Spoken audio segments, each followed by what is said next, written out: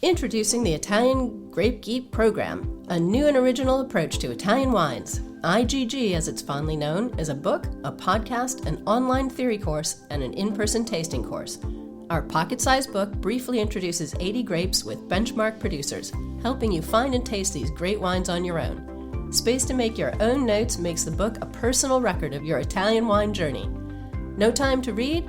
We've read the whole book out loud with added insights from Italian wine ambassadors. Listen for free on Italian Wine Podcast. Obsessed with Italian wine? Take the super accessible online theory course. Get certified as an Italian grape geek. Want more? Our international IGG educators have got your in-person tasting course to cap off your full IGG immersion. Go to mamajumboshrimp.com and sign up today. We usually have 3 seconds to make an impression. If your message is not clear enough or is not clear at a glance, you become invisible, more or less. So when I say simple, I don't mean generic. I mean that the message must be immediately understood, immediately clear to the consumer. And many Italian producers complicate their stories. They are maybe too wordy. They say many things. They believe it's important. But the strongest is the simplicity. So the simple is the message, the stronger is the recall. Welcome to Masterclass US Wine Market with me, Barbara Fitzgerald. In this show, we'll break down the complexities of selling wine in the US by discussing the relevant issues of today with experts from around the globe. Each episode serves up 3 key insights to help elevate your winery's presence in the US market. So grab a pen and paper and let's pave the way for your success in the US. Hi, everyone, and welcome to Masterclass US Wine Market. Today, I'm very excited to welcome Cristina Mercuri to the show. Cristina is a consultant, a wine educator, a founder of the Mercuri Wine Club, as well as the wine editor for Forbes Italia and an international wine judge, among many of the other amazing things that she does in wine. Also, soon to be master of wine, which is very exciting. So she can tell us a little bit about that journey in a moment. But Cristina, thank you so much for being here today. It's really lovely to have you. Hi, Barbara, and hello, everybody. I'm very happy to be here today and share some of my daily routine with my clients. Yes. Well, before we dive into that discussion today, Cristina, can you tell us a little bit more about your background and how you came to work in the wine business? Oh, yes. I started as a lawyer, actually, and I moved to Milan just to improve my career as a lawyer. But actually, the more I studied, the more I worked in different law firms, I realized that being a lawyer was not my career, actually. I was super unhappy. So I just try to think which is my passion, actually. What is the things that make me happy when I talk about that? And wine was the answer. So I decided to study very hard the WSET. Actually, I changed my career in 2015. So I started as an educator and then I founded my academy, Mercuri Wine Club, and I finished my diploma in 2018 and jumped into the program of the Master of Wine almost immediately. And I'm at the end now, hopefully at the very end. Amazing. I've heard you say before that you've only been in this wine career for, I guess now 10 years, and what you've achieved in that time is really admirable. So amazing. Yes, because I was not super young. And I said, okay, you studied a lot. You achieved a brilliant career in the law firm and as a lawyer. If you want to change, okay, but study hard and go for the best. So that's why in only 10-year period, I run a lot. It's been such a pleasure to see. So as we said, you're about to be Master of Wine. So you really do bring a really deep expertise in international wine education and market dynamics. So we're excited to have you here today to speak on how Italian producers can translate their stories and their strategies for the US consumer. So with that in mind, our 3 key takeaways for this episode and what we're looking forward to learning from Cristina are, number 1, how US success begins with a precise evidence-based understanding of consumer preferences and not just assumptions from the producer's domestic market. Number two, messaging matters more than ever. So the producers who are winning right now are those who can really translate their identity into a US relevant story, not just the story they use at home in Italy. And number three, choosing the right importer requires a really strategic alignment. So it's not just about availability, and most producers dramatically underestimate this step.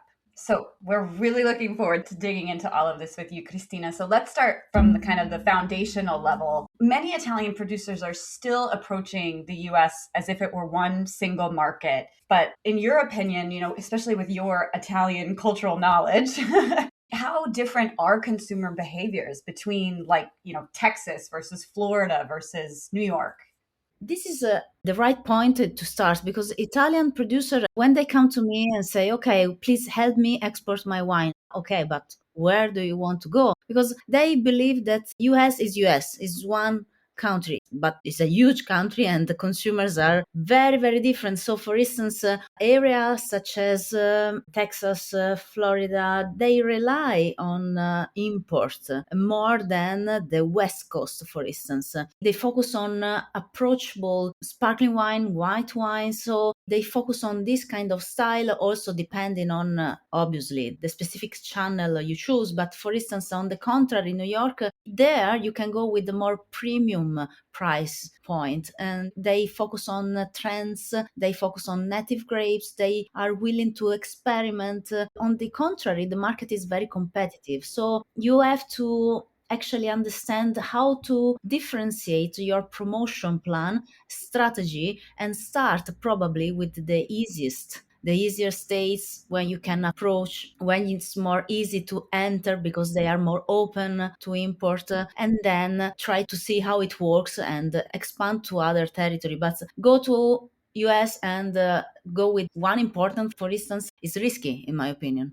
Yeah. And may I ask your opinion? Because I think often people hear, the consumption numbers in places like Florida, for example, fastest growing wine market in the US, or the consumption numbers in New York, and they think, wow, I really need to be there because of these numbers. But the competition there is so intense. How are you consulting your clients about, some of maybe what we call the flyover states, like in the Midwest and the Southeast? Are there any of those that you think could be really strategic for clients? Well, actually, I always ask to start from the reality. And so focus on what is your product, who is the consumer you aim to reach, and then we can build the strategy. Because if your product doesn't work in those markets, why you want to be there actually? Because you want to lose money? Because you want to invest without making any money on that? So yes, you have to look at the reality. You have also to look at the data, statistics,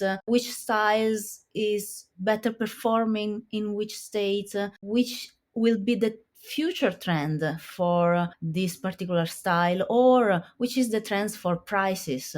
So have in mind numbers instead of ambition. I know that it would be fantastic for everybody to be inside a 3-star Michelin restaurant in New York, but sometimes it's not the case. So everything must be coordinated and brought back to the reality on earth. Yes, absolutely. Because this is kind of the gap between what producers, maybe where they emotionally want to be, and what the market actually responds to is such a big barrier to success, right? Indeed. So, first of all, there's so many sources for data. So, can you give some recommendations on, what is the best data that a producer should be looking at when evaluating a state? Well, Nielsen is a good start point, and also IWSR, because it's the research institute where you can find all these data that are specific for the market. Also, direct to consumer reports, even though it's very specific for America, but it can be seen also from other countries to see where actually the consumer want to go, what the consumer look at, and also look at the reports of different retailers. So having in mind that these kind of numbers and this kind of statistics will help the producer creating a route for success. Yes, Those are great sources. So thank you for recommending those. In your experience, and you don't have to name anyone specific if you don't want, but maybe you can just tell us the story. So in your experience, have you seen a producer kind of reposition around an insight they learned about the United States and really dramatically improve their reach and their traction in the market? Well, things started change for one producer that is based in the south of Italy. I will not mention it, but it changed the focus basically because, as I told you before, the ambition is I want to be there because there is fashionable, it's sexy to be there. I love their place. But if you focus on understanding your style, so this producer produce fantastic wines from native grapes. So focusing on this particular style and then approaching the different markets like New York, for instance, with a price that is actually premium, not also price can be a problem or an issue or a source because it depends on the market you go. Sometimes premiumization is a positive point. We believe that we have to make a discount to our prices, to our offer to become more competitive in the US, but actually in some places this is not the case. So they changed, focusing on style, focusing on prices, and well, not immediately, but in 12 months, actually, they got more success in US and in New York in particular. That's amazing. And 12 months isn't a very long time. So it's really nice to see some traction in a year to your efforts. Yes, I think you need 1 year because to contact the importer, you have to exchange, you have to sign a contract, and then you have to see how the market responds. So yes, 12 months, I think is a good time. And how are you helping your clients? So, some recommendations maybe you have for Italian producers to understand pricing for the US. I think that there's sometimes a lot of confusion on how to price their, X seller price to be competitive in the US. So, what advice would you give to Italian wineries on this?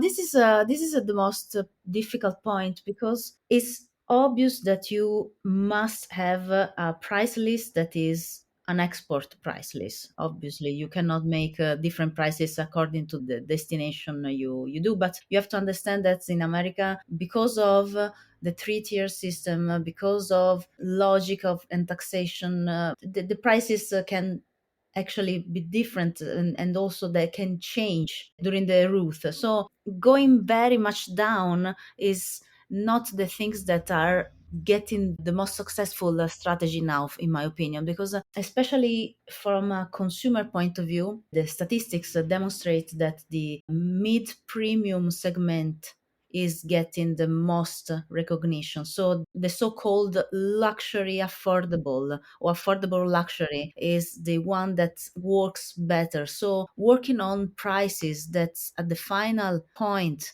are between 30 and $50 could be a good strategy in terms of prices. But then factoring in, like you said, in the three-tier system, that so many people need to make a margin on that along the way. So making sure that the price that you start with as the producer, I think sometimes Italian producers see their wines on the shelves in the US and think, oh my God, look how much it's selling for. But again, you have to consider how many parties along the way are making a margin on that. Yes, they with the same expression. Oh my God, my price. Yes, they, Well, let's shift a little bit to talking about the importance of messaging. So, yep. what are you seeing right now? What elements of an Italian winery story are really resonating most with American consumers? And then on the converse side of that, which ones are falling flat? Wow. Yes, I start from the latter. So the Okay. one that are falling flat is, for instance, okay, I'm the fourth generation of blah blah blah, or the list of awards. Yes, they are very nice points, but these are not getting your attention. So we need to make things more simple, human, and emotionally legible. So we need to focus on people, on the purpose of your wines, and on the farming also. So if you are organic, if you do something particularly sustainable, if you do something in your vineyards that is regenerative, just say that. State clearly what's your company mission, because US consumer and actually also in Italy, the younger generation especially, are looking for authenticity. They want something that is easy to follow, easy to understand. They want to understand how it is made, why. So they care less about the history and awards and more on the people behind the wines and the styles of the wine itself. Yeah, definitely. I think we're seeing that people really want, in this age of maybe lack of connection, people are looking to their products to have a good connection with them. Yes, the connection with products is something that is more and more clear, especially with this digitalization. And in Yeah. US, this kind of things is more relevant than in Italy. So how you communicate, the social media, your website, everything must be centered on the consumer and on the product. It's not about your history. We make great wine. No, this is not enough. You have to say something. Yes. And so the beauty also of your website and your social media pages is you can spend a little bit more time storytelling. But what about, in a retail environment, how important is it for the message to be simple? And what is your recommendation for simplifying the message in a way that still lands? Well, consider that we usually have 3 seconds to make an impression. So, if your message is not clear enough or is not clear at a glance, you become invisible, more or less. So, when I say simple, I don't mean generic. I mean that the message must be immediately understood, immediately clear to the consumer. And many Italian producers complicate their stories. They are maybe too wordy. They say many, many things. They believe it's important.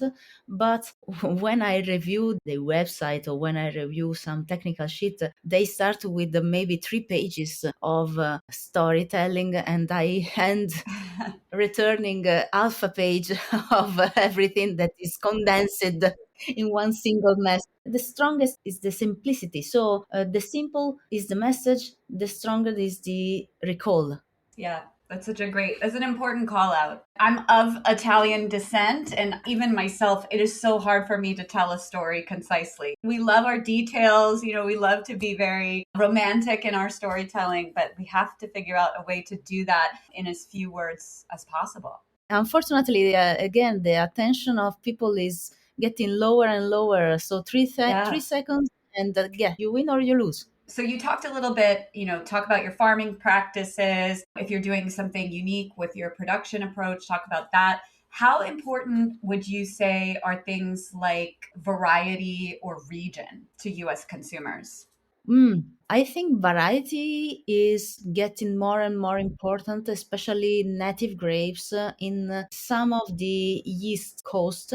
Origin overall, in my opinion, is losing a little bit of interest. The average, obviously, there are exceptions. I don't want to generalize, but average consumer, especially the younger generation, look for an history behind the label, beautiful color, a native grape that they don't know because they want to explore. Yes, there are invaluable denomination like Chianti, Barolo, Brunello, Valpolicella, Etna that are still evoking a beautiful and important value, especially Etna now is getting among the classic region of the world. So it's a sexy region, no? But I believe that we as Italian producers must stop relying only on denomination. We still to change the way we communicate, focusing on the product, the style, and also making products that are more and more contemporary, more and more slender. And we are working on it. We are getting there. There are many, many, many. Probably the majority of Italian producers now are focusing on getting wines that have lower alcohol, lower body, slender profile, purity of fruit. And still, we have to communicate this, because in some cases the opinion other countries have about Italian wines is okay, old, traditional, extractive, oxidative. No, this is no more the case. So it's our responsibility to communicate that we are more than this. We focus on specific styles. We are getting a more pure, defined, and beautiful style of wines. So we have to work on that. I agree with you because I think from where I sit, Italy is one of the most innovative countries in the world. And yet the marketing is always more about heritage and history. So Yes. they're doing the innovative pieces. It's not like they need to figure out how to innovate better. They just need to talk more about the innovative pieces.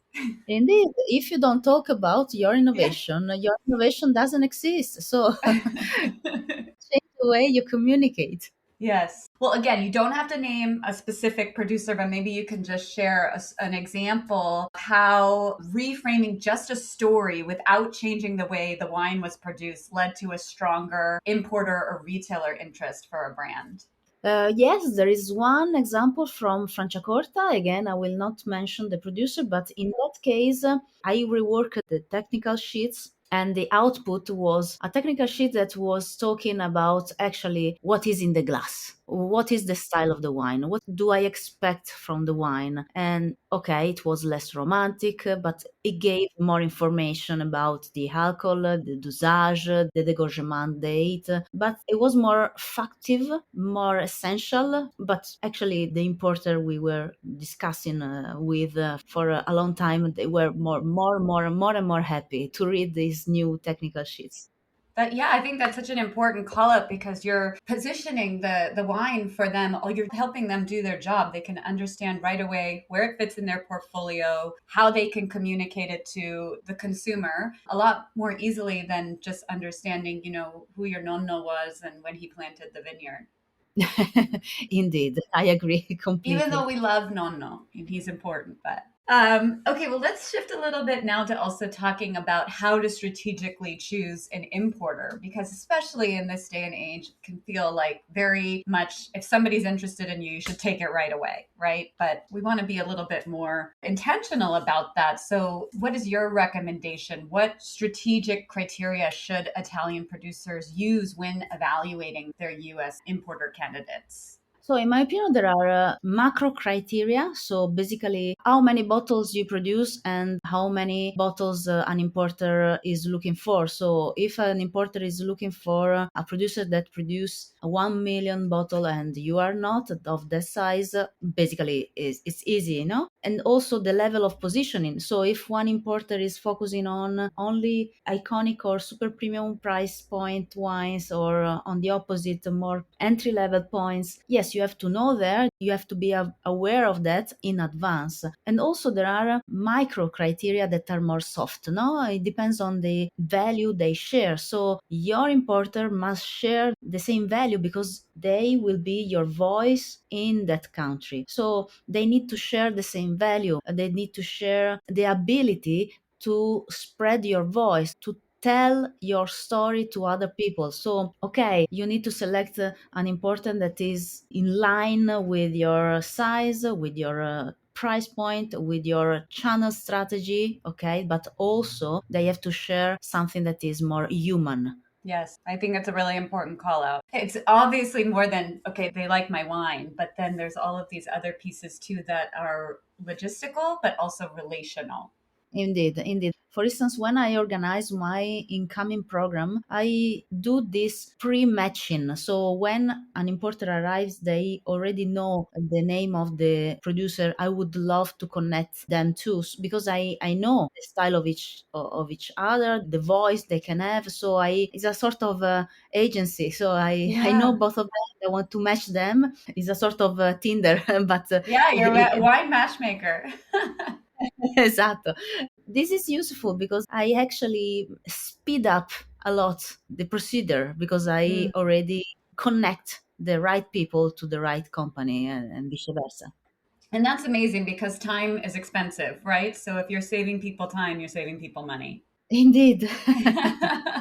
Okay, what recommendation would you give to especially a very small winery in Italy to not get kind of lost in a portfolio in comparison to other, most importers do have not necessarily, somebody that makes 600 cases to somebody that makes 1,000,000 cases, but a wide range. So if you're a small producer, how do you not get lost in the book? Well, when you start talking with your potential importer before signing, probably you need to make clear that you want reports, and you have to ask what's their plan for the next year, for instance, for the next 12 months. So, where do you see my wine in 4 months and then 6 months and 8 months? So, tell me now, what are you going to do with my wines in your country? Which channel they are going to prioritize, whether of trade on trade, which particular style of restaurants, for instance, and again, make clear that the KPI are shared and the reports are obviously to be released within every 3 months at least. Yeah, thank you for sharing that because that's a very important part of the relationship to make sure that everyone is staying up on the data and that it's being shared across the pond. Indeed, also, I asked my producers to get ready to go there, because making a trip to the country where your importer is important, because your importer will focus on you in those specific days. So yes, it's difficult. You have many things to do because we work a lot, but plan to travel and go and visit your importer, because it's crucial for the meeting of the KPI, for instance. Yeah, being in the market. Yeah.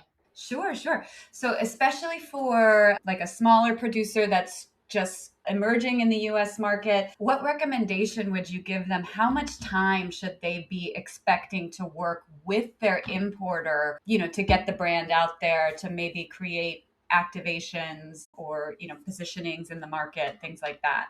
Yeah, I think not to be expecting something before 8 months or so. So I think 1 year is the minimum duration in order to see some results. I mean, don't force your importer to get results, because they may be fake, or they may be just to make you happy, but then they don't actually take care of them. They don't take care of your wine. So don't be in a hurry to get results from your importer. Yeah. On the one hand, don't be in a hurry, but also you can't just wait around forever. So you said around 1 year is a good check-in point in your mind? Yeah, I think so. One is a good point to see feasible results.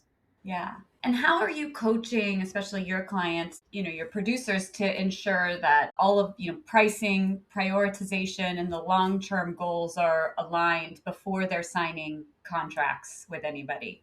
Actually, this depends much on the size of the producer, on the intention of the producer, but basically I try to make their expectation as realistic as possible. Maybe get ready and understand if their wines will be the first label or second label of a wine list of the importer, and create prices that are competitive with the export markets. So we have to coach them not to go too low in prices, and not to be, on the contrary, too high in prices, because they are brave or they want to be proud of their wine. But yes, there is a good compromise, and there are other specific, obviously, strategies that are specific to each producer. What would you say maybe are some warning signs that an importer producer relationship might struggle? Yeah, unfortunately, it's something that can happen. And the first red flag is no communication at all. They ghost you, basically. They don't give you any, like in any relation. Yeah. They don't give any reports, they don't share data, they don't show enthusiasm for your wine. So, yes, when those are the signal of a relation that is coming to an end, basically. Yeah. Very straightly, very easily.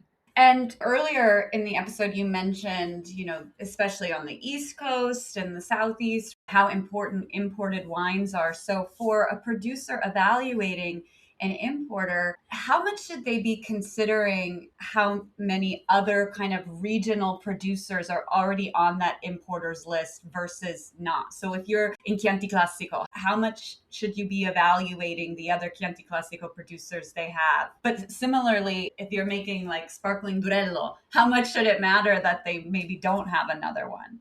Well, you make a good example because there are regions with high competition. So having other Chianti may be a problem, and a region where with low competition, with different huge variety of style, when actually you need more than one producer of that specific region. So always look at the portfolio of your importer, see if they can dedicate you enough time and enough space. Of course, it depends on what kind of wine you are producer, which is your denomination, and everything must be tailored. That's why it's not an easy task. It's not something that you can generalize. Always we have to sit down now in meetings with producer and create a strategy that is actually custom to each specific place in the US. It's not something that is okay, this is the strategy, this is the lineup, follow this one and everything will be all right. No, it's not the case. Yeah, it's very, very specific, right, to each state and then to each producer as well. So there's so many factors that make it unique. Obviously, and probably US is one of the most complicated because each state works differently. So it's not only a matter of legislation and rules, but also a matter of cultural differences and trends. So we need actually to be careful in one side and be specific.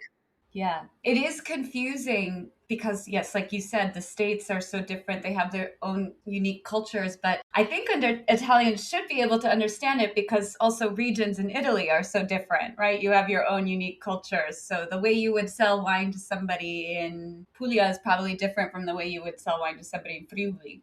Of course, but this is something that they don't Yeah. understand so easily. For us, probably because we are external, it's natural. But for a producer, say, okay, I want to sell in Italy, and they understand how they modulate in terms of quantity, in terms of different labels. They know this. They know that their wine perform better in one place instead of another. But when it comes to export, because this has a consequence also on the reputation of the brand. It's not only a matter of turnover, it's also a matter of brand image. So they just get emotional.